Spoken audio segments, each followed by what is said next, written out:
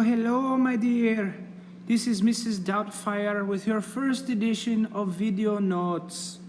Today we will continue your discussion on Great Britain and its 13 North American colonies. At any time during the video notes, you may pause or rewind to review some of the information that you may have missed. Let's get started. Today we are going to examine the Enlightenment and the Great Awakening, my dearies. These are two very important new ideas coming from Great Britain that will have a profound influence on the colonists. Please take a hot second and locate your silhouette sheet in your packet.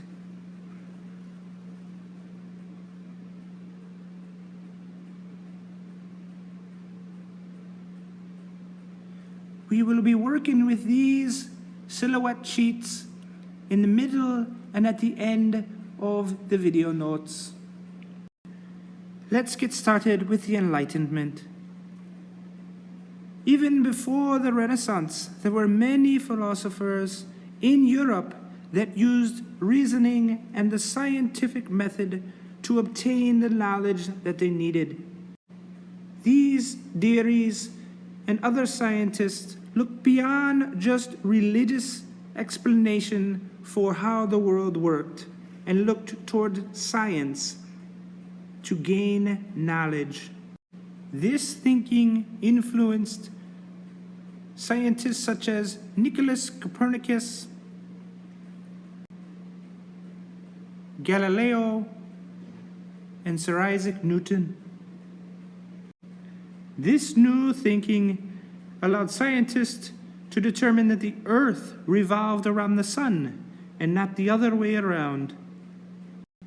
Enlightenment thinkers believed that the world was not merely governed by chance or miracles or religious happenings, but that mathematical laws had something to do with weather and the universe and nature.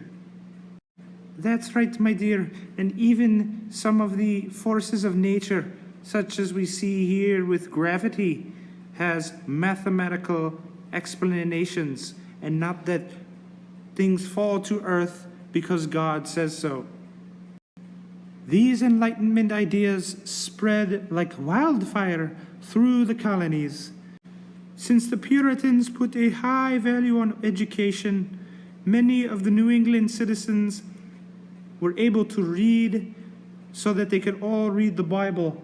This enabled more and more people to read pamphlets and books about these Enlightenment ideas. These ideas would influence many thinkers. One of those thinkers was Thomas Paine, who later on would write Common Sense, which we will touch on in the coming chapters. One outstanding American Enlightenment thinker was Benjamin Franklin, proving that it was all about the Benjamins, baby. Franklin used these ideas to embrace the notion of obtaining truth through experimentation and reasoning.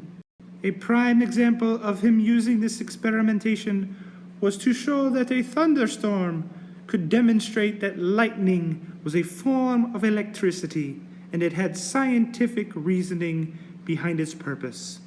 Oh, what a dearie. The Enlightenment also had a huge effect on the political thought in the colonies. People like my boyfriend here, Thomas Jefferson, used Enlightenment thoughts to show that individuals have natural rights and the government has to respect and give these rights to each individual. Thomas Jefferson will use some of these thoughts when he constructs the Declaration of Independence. Oh, at this time, dearies, I would ask that you would please pause the video and turn to your silhouette sheet. On the sheet, it tells you to draw 3 symbols that you think represent the Enlightenment. You must also include 1 sentence that explains why your symbol is an Enlightenment symbol. Make sure that you save space because when you get down to the Great Awakening, you will need to draw 3 more symbols in Mr. Washington's head. Oh, welcome back. I just got back from some tea, and it was the best tea I've had this week. But now on to the Great Awakening. The Great Awakening is a religious movement that would help trying to revive the Puritan Church. Its main leader was John Edwards. By the early 17th century, the Puritan Church lost many of its members, and it was losing a grip on society. In Massachusetts, a new charter forced Puritans to allow freedom of worship and allowed people to worship in whatever form they wished.